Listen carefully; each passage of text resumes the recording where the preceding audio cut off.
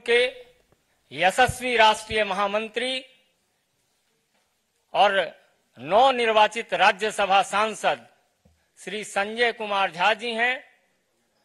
लोक जनशक्ति पार्टी के माननीय प्रदेश अध्यक्ष, पूर्व विधायक। तो ये जो आप प्रेस कॉन्फ्रेंस देख रहे थे, इसमें खास तौर पर यशस्वी प्रभारी और हमारे राष्ट्रीय महामंत्री माननीय विनोद तावरे जी हैं।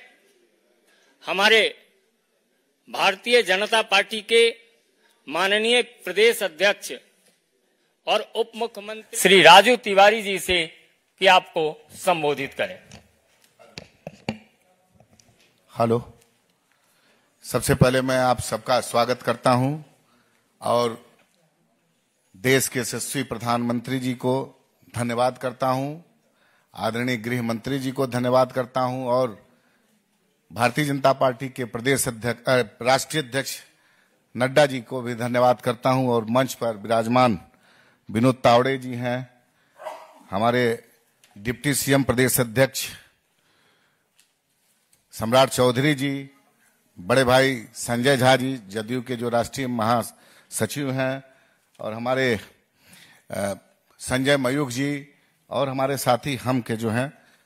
मैं बहुत आज अच्छा धन्यवाद इसलिए दे रहा हूं, 40 की 40 सीट जो बिहार में हमारे सभी नेताओं ने निर्णय लिया है और देश के प्रधानमंत्री जो 400 पार का जो उन्होंने संकल्प हम लोग को दिलवाया है, निश्चित रूप से हम अपने बिहार के सभी सम्मानित नेता, हमारे नेता आदरणीय चिराग पासवान जी और हमारे लोकप्रिय मुख्यमंत्री आदरणीय नीतीश कुमार जी, जीतन राम मांझी जी और सभी नेतागण से एक बहुत अच्छे सौहार्दपूर्ण वातावरण में लोक जनशक्ति पार्टी रामविलास को 5 सीट मिली है। मैं धन्यवाद करता हूं और ये पूरी आप लोगों को विश्वास दिलाता हूं कि जो आपने टारगेट रखा है 40 को 40 सीट जीतने का, उसमें निश्चित रूप से इस बार हम लोग बिहार में पूरा करेंगे और साथ ही में जो प्रधानमंत्री का जो संकल्प है 400 पार, उसमें हम लोग पूरा करेंगे और इस बार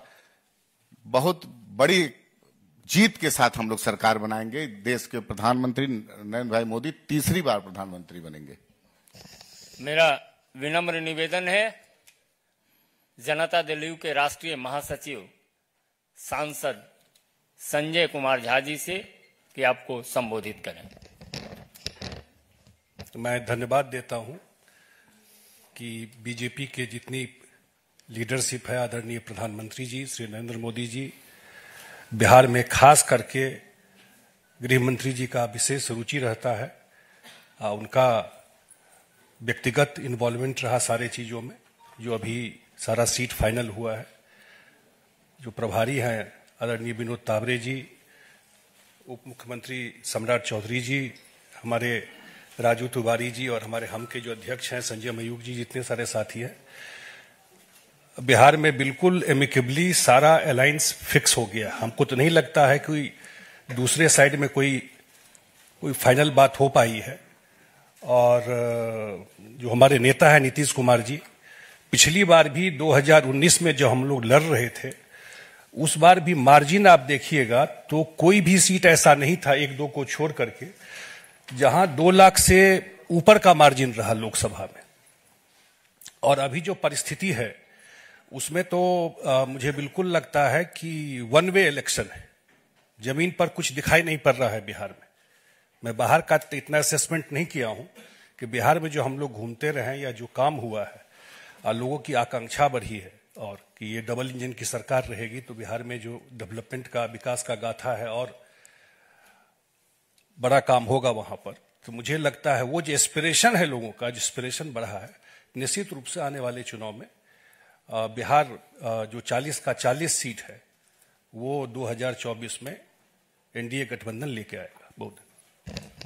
अब हम अपने लोकप्रिय उप मुख्यमंत्री और बिहार भाजपा के प्रदेश अध्यक्ष माननीय सम्राट चौधरी जी से आग्रह करेंगे कि आपको संबोधित करें। जी नमस्कार मित्रों, आज इस प्रेस कॉन्फ्रेंस में उपस्थित हम लोगों के भारतीय जनता पार्टी के प्रभारी आदरणीय विनोद तावड़े जी, जनता दल यू के नेता और राज्यसभा के सांसद आदरणीय संजय झा जी,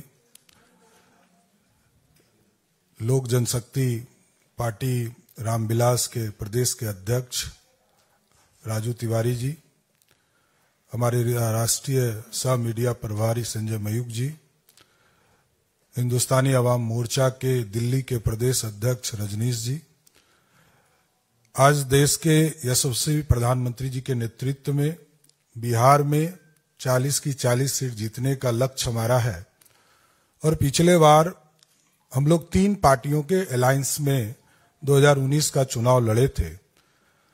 भारतीय जनता पार्टी, हिंदुस्तानी अवाम मोर्चा, लोक जनशक्ति पार्टी और जनता दल यूनाइटेड।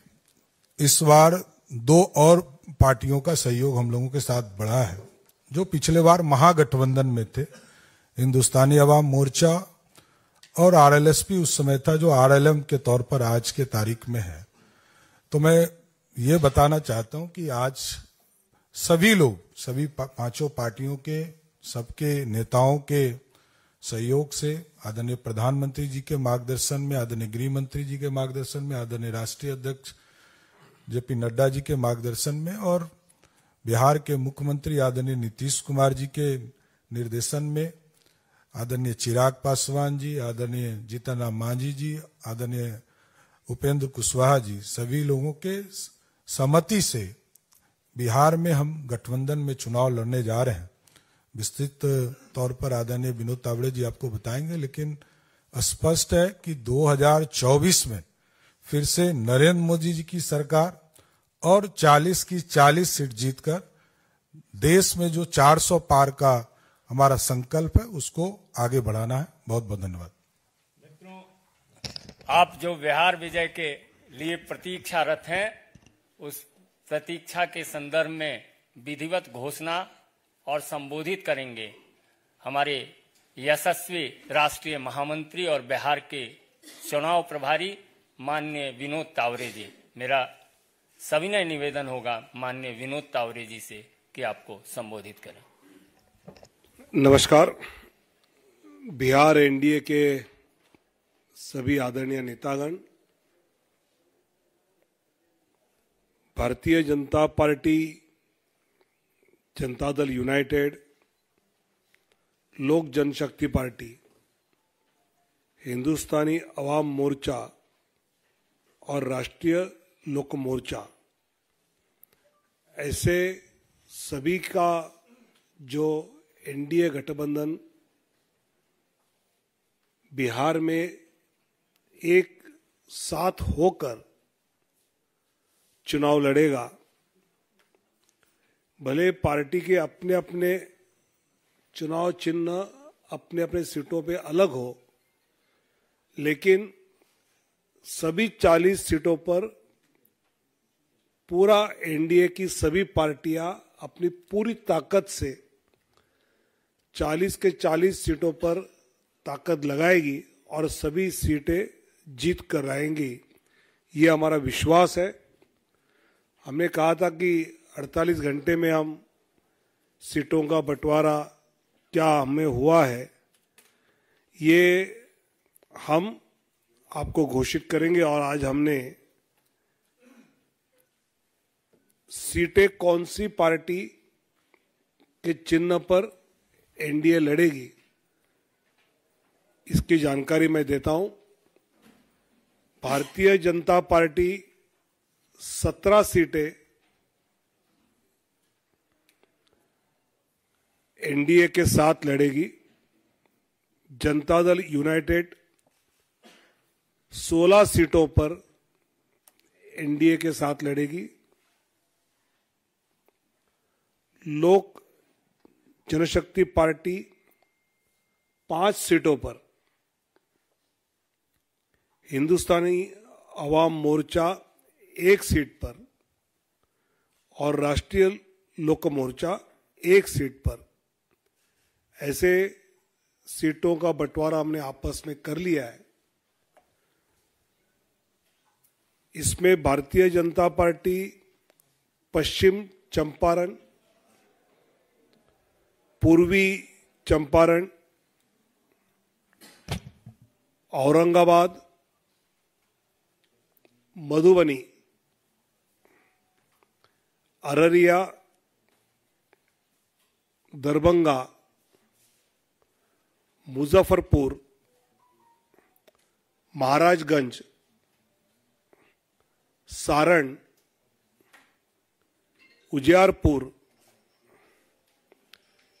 बेगूसराय, नवादा, पटना साहिब, पाटलिपुत्र, आरा, बक्सर और सासाराम 17 सीटें। जनता दल यूनाइटेड वाल्मीकि नगर, सीतामढ़ी, झंझारपुर, सुपौल, किशनगंज, कटिहार, पूर्णिया, मधेपुरा, गोपालगंज, सिवान, भागलपुर, बांका, मुंगेर, नालंदा, जहानाबाद और शिवहर। लोक जनशक्ति पार्टी वैशाली, हाजीपुर, समस्तीपुर, खगड़िया और जमुई। हिंदुस्तानी अवाम मोर्चा गया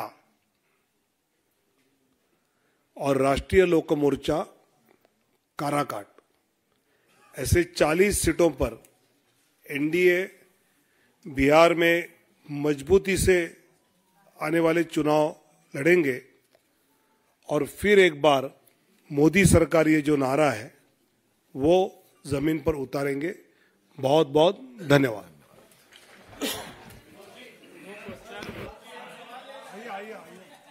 तो एनडीए में सीट शेयरिंग का फॉर्मूला बिहार के लिए तय हो चुका है और ये फॉर्मूला है, भारतीय जनता पार्टी 17 सीट पर चुनाव लड़ेगी, जेडीयू 16 सीट पर चुनाव लड़ेगी, 5 सीटें एलजेपी को दी गई हैं, हमको 1 सीट दी गई है और उपेंद्र कुशवाहा की पार्टी को भी 1 सीट दी गई है। इसके साथ ही साथ वो सीटें भी तय कर ली गई हैं जो बीजेपी जिन पर कैंडिडेट उतारेगी, जिन पर जेडीयू कैंडिडेट उतारेगी। बीजेपी पश्चिमी चंपारण, पूर्वी चंपारण, अररिया, मुजफ्फरपुर, सारण, उजियारपुर, पटना साहिब, नवादा, पाटलिपुत्र, आरा, बक्सर, सासाराम यहां पर अपने कैंडिडेट उतारेगी। एक बार फिर से देवेंद्र का रुख कर लेते हैं। देवेंद्र, जो सीटें बताई गई हैं उसमें कोई बहुत ज्यादा फेरबदल तो देखने को मिल नहीं रहा है। पिछली बार जिस तरीके की स्थिति थी वही इस बार भी देखने को मिल रही है। नहीं, बस एक सीट पे बदलाव, 1-2 सीट की अगर बात कर ले तो जैसे नवादा की सीट पिछली बार एलजेपी के पास था, इस बार भी चिराग पासवान ने काफ़ी कोशिश की थी कि वो एलजेपी के पास रहे और जिस विलम्ब की हम लोग बात कर रहे थे उस विलम्ब में भी ये सीट शामिल थी, लेकिन वो बीजेपी ने लिया। क्योंकि आप देखें तो पिछले चुनाव में भले ही एलजेपी को ये दिया गया था, लेकिन उसके पहले जब ये सीट 2009 में जनरल सीट हुई थी तो उस समय भोला सिंह जीते थे और 2014 में गिरिराज सिंह जीते थे। यानी कि बीजेपी बैक टू बैक 2 बार वहाँ पे लोकसभा चुनाव जीती, 9 के बाद की ही बात कर ले तो। लेकिन पिछले चुनाव में एलजेपी को दिया था, एक बार फिर से बीजेपी ने उस सीट को अपने पास रखा है। दूसरी तरफ जैसा कि पहले मैंने आपको बताया था कि शिवहर की सीट पे वो जेडीयू को दिया जा सकता है, वो सीट बीजेपी ने अपने कोटे से जेडीयू को दे दिया है। शिवहर की सीट जो कि मौजूदा सांसद बीजेपी की रमा देवी हैं, इनके बारे में पहले ही इंडिया टीवी रिपोर्ट कर चुका है कि उनका टिकट काटा जाएगा और ये सीट जेडीयू को जाएगी, वो काम किया जा चुका है। अन्यथा आप देखें तो एलजेपी के लिहाज से कि पिछली बार जो उनकी 6 सीटें थी उनमें से 5 को बरकरार रखा गया है। हाजीपुर की बात कर लें, वैशाली की बात कर लें, समस्तीपुर, खगड़िया,